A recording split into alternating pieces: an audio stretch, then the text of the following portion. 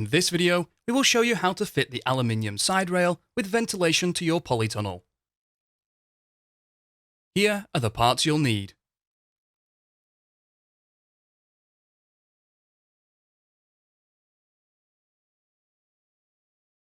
The aluminium side rail is made up of lengths of aluminium rail, which are 61 cm, 1.83 meters, and 3.66 meters.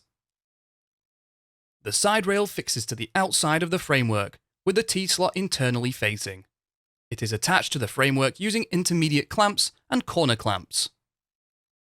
We will start by fitting a 1.83 meter length of side rail from the doorpost to the corner hoop. This piece will extend beyond the width of your polytunnel and will be trimmed to size at the end. The 61 cm, 1.83 meter and 3.66 meter lengths will be used down the length of your polytunnel, corner to corner. The side rail should be fitted so it leaves a gap of 75 centimeters between the top of the base rail and the bottom of the side rail. Make a mark on the top and the bottom of the side rail. Carefully pull to the side to reveal the doorpost and make a mark on the doorpost in line with the T-slot. Use a 9mm wood drill bit to drill a hole through the doorpost. Slide a 90mm M8 bolt into the T-slot and then through the pre-drilled hole. Fix in place using a nut and washer, ensuring the end of the side rail is flush with the inner edge of the doorpost. Fit a corner clamp to the corner hoop. To assemble, place the U-bolt around the corner hoop with the threads pointing to the inside of the polytunnel. Place the tube pressing and then corner clamp onto the threads, ensuring the corner clamp wings run parallel with the width and length of your polytunnel. Secure in place with nuts, finger tight. Slide a 16mm M8 bolt into the T-slot of the rail and through the corner clamp. Secure the side rail to the corner clamp using a nut. Move the corner clamp up or down so that the bottom of the side rail is 75 cm above the base rail and firmly tighten the corner clamp nuts. We will now fit the aluminium side rail down the length of your polytunnel. Starting with the 61 cm length, slide a 16mm M8 bolt down the T-slot and locate the bolt through the corner clamp. Butt the side rail up to the corner side rail and tighten the nut. You will now start to use the 3.66 meter lengths of side rail.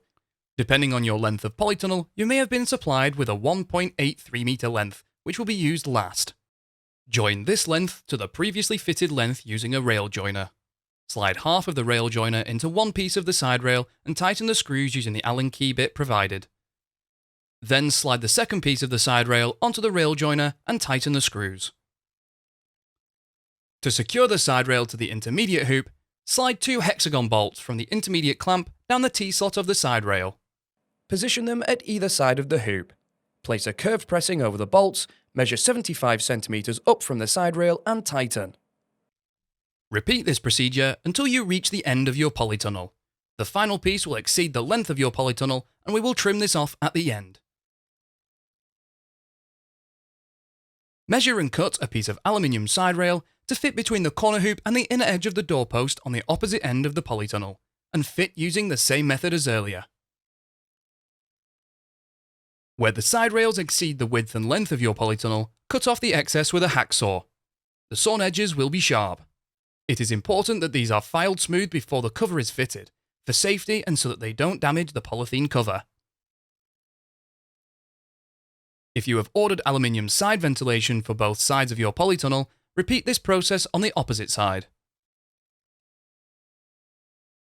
The next part of this process is to install the ventilation netting. However, it is best to fit the ventilation netting after the polytunnel cover has been fitted. This is because during the process of fitting the cover, the rails are raised. The cover is attached, and then the rails are lowered to add extra tension.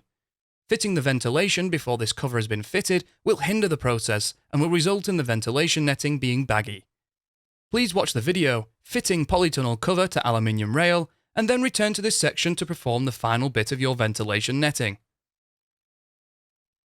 To fit the ventilation netting, start by rolling it out down the length of your polytunnel and ensure there's enough overhang at either end. The green netting is secured to the side rail using the U and T profiles, which will need cutting to size. Measure and cut a piece of U-profile to fit between the doorpost and corner clamp. Position the netting over the channel and secure in place by pushing the U-profile onto the channel. Measure and cut a piece of T-profile to fit between the doorpost and clamp, and then hammer this into place using a rubber mallet. Now work down the length, adding sections of the U-profile to secure the ventilation netting to the side rail.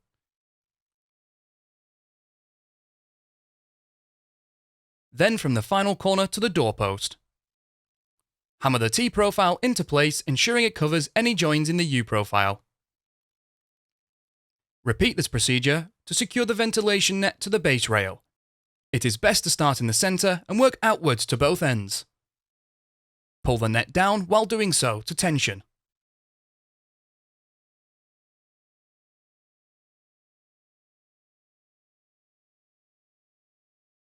Using a wooden batten, measure and cut a piece that fits between the base rail and the side rail on the doorpost.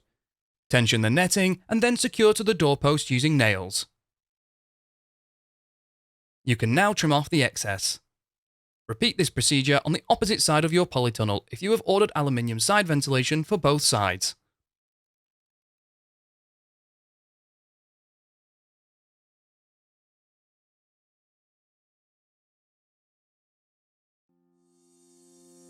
You can find more videos to help you build your polytunnel and construct.firsttunnels.co.uk. We also have a construction helpline if you require any further assistance.